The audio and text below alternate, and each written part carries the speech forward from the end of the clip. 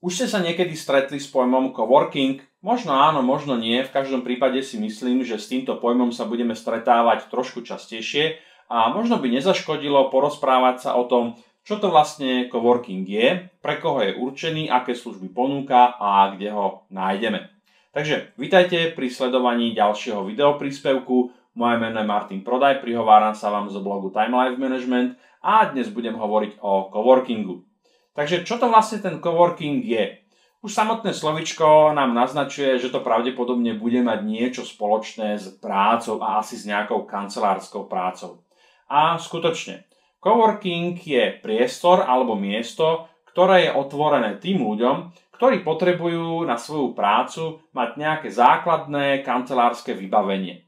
V coworkingu preto určite nájdete kancelársky stôl, nájdete tam možnosť pripojiť sa na internet, nájdete tam tlačiareň, fax, kopírku, takže všetky tie rekvizity, ktoré sú typické pre kanceláriu. Ale na rozdiel od kancelárie má coworking tú výhodu, že vy ako člen coworkingového centra alebo niekto, kto využíva jeho služby, platíte v skutočnosti len za to, čo využívate. To znamená, že si nemusíte prenajímať celú kanceláriu na celý rok, nemusíte podpisovať zmluvu, keď napríklad viete, že budete pracovať len 1 alebo 2 dní do týždňa, alebo budete pracovať len večere, alebo budete pracovať len cez víkendy napríklad. To znamená, že alebo možno jednou z najväčších výhod coworkingového centra je, že pokiaľ potrebujete získať priestor na prácu, potrebujete mať ten kancelársky stôl, potrebujete mať to štandardné kancelárske vybavenie, tak si napríklad môžete zakúpiť, napríklad 4 alebo 5 vstupov do coworkingového centra, ktoré môžete potom priebežne využívať počas celého mesiaca. Väčšinou nemusíte uzatvárať žiadne komplikované ani dlhotrvajúce zmluvy, platíte, ako som už povedal, len za to, čo využívate a povedzme len na dobu 1 mesiaca. Alebo takisto je možné napríklad využívať len jednorázový vstup, tzv. Nejaké vstupné, kedy akoby viete, že potrebujete to coworkingové centrum alebo to svoje kancelárske miesto využívať len na jeden deň, takže si zaplatíte vstup na jeden deň, máte k tomu všetok servis, ktorý potrebujete, no a po ukončení dňa si ďalej idete robiť tú svoju prácu kľudne niekam do kaviárne alebo k sebe domov. Možno si kladete otázku, není predsa len výhodnejšie, aj keď sú to není nejaké veľké peniaze, pracovať z domu, keď už teda pracujem povedzme na voľnej nohe a keď už sme teda pri tom a hovoríme o tej voľnej nohe, tak veľkú časť práve klientov coworkingových centier tvoria ľudia, ktorí akoby pracujú na voľnej nohe, homeworkery, ľudia, ktorí zakladajú napríklad nejaký biznis, startupisti, ktorí napríklad nemajú ešte finančné prostriedky na to, aby si prenajali, celý nejaký veľký open space, ale potrebujú mať nejaké kancelárie, kde sa môžu stretávať s kolegami alebo s prípadnými klientami. A z tohto hľadiska je práve coworking pre nich veľmi, veľmi užitočný. Čiže aj vy platíte len za to, čo reálne využívate, a nič vás nezaväzuje k tomu, aby ste služby coworkingového centra potom využívali a naďalej. Takže to môže byť pre vás jednoducho ukončené tou jednou návštevou alebo zakúpením si nejakého balíčka, v ktorom máte 5, 10 alebo 15 vstupov na celý deň do toho coworkingového centra. No a potom, keď to vyčerpáte, napríklad sa posuniete na nejakú ďalšiu úroveň ako freelancer, ako podnikateľ a budete si chcieť prenajať samostatnú kanceláriu, tak tam nemáte žiadne nejaké povinnosti, nejakú záväznú zmluvu, ktorá by vám to akoby znemožňovala. Takže čo to vlastne coworking je, to sme si povedali. Pre akých ľudí je určená? Pre takých ľudí, ktorí sa neradi viažu, pre ľudí, ktorí majú radi slobodu, ktorí nemajú radi zmluvy, ktorí chcú platiť len za to, čo naozaj skutočne využívajú. To hovoríme o takých možno základných charakteristikách takého toho modelového člena coworkingového centra. Pokiaľ by sme sa bavili o odvetviach, z ktorých sa grupujú záujemcovia o coworking, tak tam skutočne nájdete všetko možné. Vo väčšine prípadov celosvetovo zatiaľ prevažujú profesie alebo pozície, ktoré primárne k svojej práci využívajú počítač, to znamená programátori, grafickí dizajneri, kreatívci, marketéri, spisovatelia napríklad, alebo teda autori, publicisti. To znamená, že ľudia, ktorí naozaj k tej svojej práci potrebujú hlavne ten pracovný stôl, počítač, pripojenie na internet a úplne im to stačí. Ale takisto nájdete v coworkingových centrách aj rozličných konzultantov, právnikov, maklérov, finančných poradcov, kreatívcov a tak ďalej. Čiže to spektrum tých profesí, ktoré akoby na tom jednom mieste môžete nájsť, je veľmi veľké.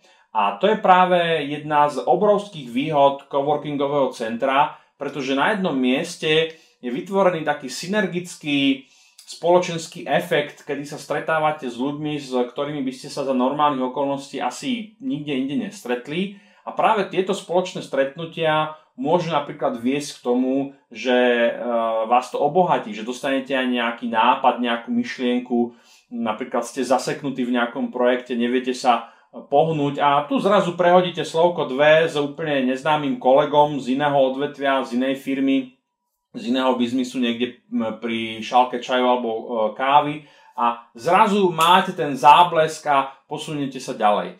A to je práve akoby výhoda coworkingových centier, pretože fungujú na také akoby spoločenskej komunitnej báze.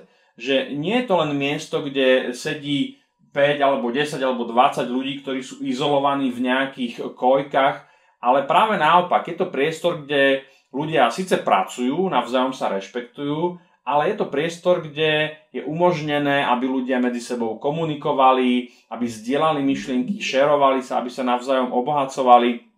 Takisto to pomáha budovaniu biznisu.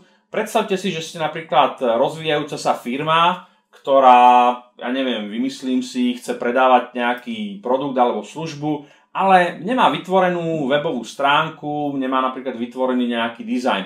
No a hneď vedľa vás, pri vedľajšom stole, sedí mladý chalanisko, ktorý je šikovný v webdizajne alebo v navrhovaní webových stránok.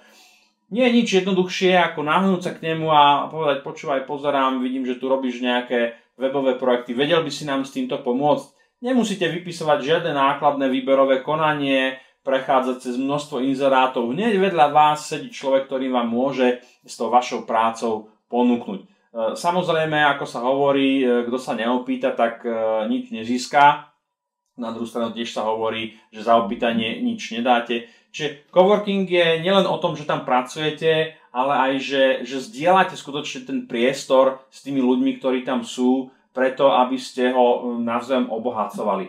Ale zase je dôležité povedať, že ten princíp dobrovoľnosti, také voľnosti je tam takisto veľmi dôležité, takže prirodzene nikto vás do ničoho nebude nútiť, všetko je to len na vás. Členovia coworkingového centra by sa mali navzájom nejakým spôsobom rešpektovať, nezasahovať si do svojej zóny, keby sme to takto mohli povedať, ale pokiaľ komunikujete alebo pokiaľ robíte tie zásahy do tých osobných zón kultivovania alebo diplomaticky v rámci bežného spoločenského kontaktu, tak si myslím, že sa nič hrozné akoby nestane.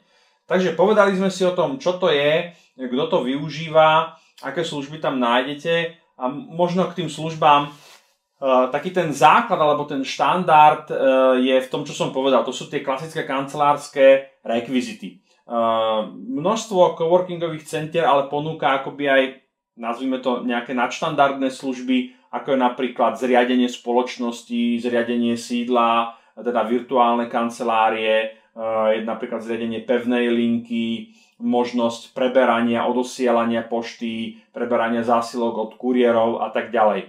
Záleží to od každého prevádzkovateľa toho centra, že aké služby tam ponúkne a ešte ma napadá napríklad prenájom meetingových priestorov, kde napríklad máte nejaké jednanie s klientom, tak nebudete chodiť niekam inám, ale niektoré coworkingové centra majú akoby aj nejaké meeting roomy, ktoré si môžete prenajať, alebo ich máte v nejakom balíčku, ktorý si zakúpite ako člen toho centra a môžete to využívať. Takže väčšinou je to na tom prevádzkovateľovi, na jeho kreativite, fantázii, že aké služby tým svojim členom alebo teda záujemcom o ten coworking vie ponúknuť. Čo sa týka nejakých cenových relácií, naozaj je to veľmi, veľmi široké. Dokážete nájsť nejakú základnú hladinu, ktorá sa začína na nejakých 30-20 eur alebo na 10 eur za jeden vstup a ide až do nejakých 200 alebo 300 eur za komplexný servis, ktorý tam nájdete. Čiže naozaj je to o tom, kde sa pohybujete finančne a možno aj podľa toho si vyberať teda to coworkingové centrum, ktoré akoby potrebujete alebo ktoré vyhovuje finančne vašim požiadavkám.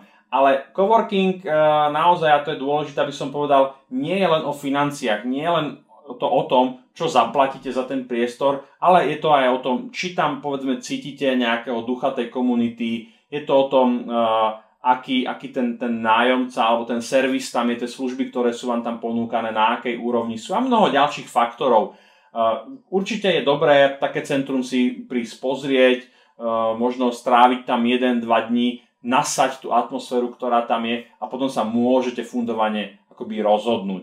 Pokiaľ viem, tak v Bratislave zatiaľ existujú 3 coworkingové centrá, v súčasnosti sa pripravuje spustenie ďalšieho petržalského, o ktoré sa budem starať ja, alebo teda je to vlastne môj projekt, čím vás srdečne pozývam práve na návštevu alebo aspoň o prejavenie záujmu o toto petržalské centrum, kde takisto budete mať možnosť, teda keď to bude spustené, pozrieť si to, rozhodnúť sa, či tie služby, ktoré tam sú pre vás zaujímavé, rovnako aj tie cenové hladiny a podobne.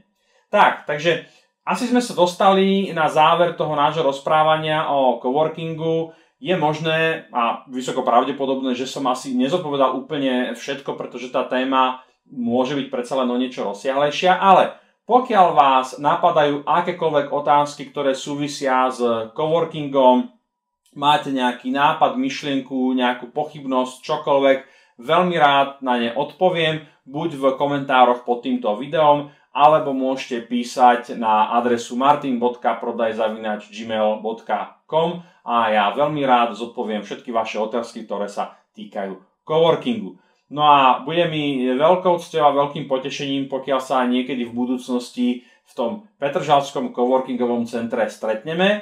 No a dovtedy nech už robíte čokoľvek, držím vám pri tom palce.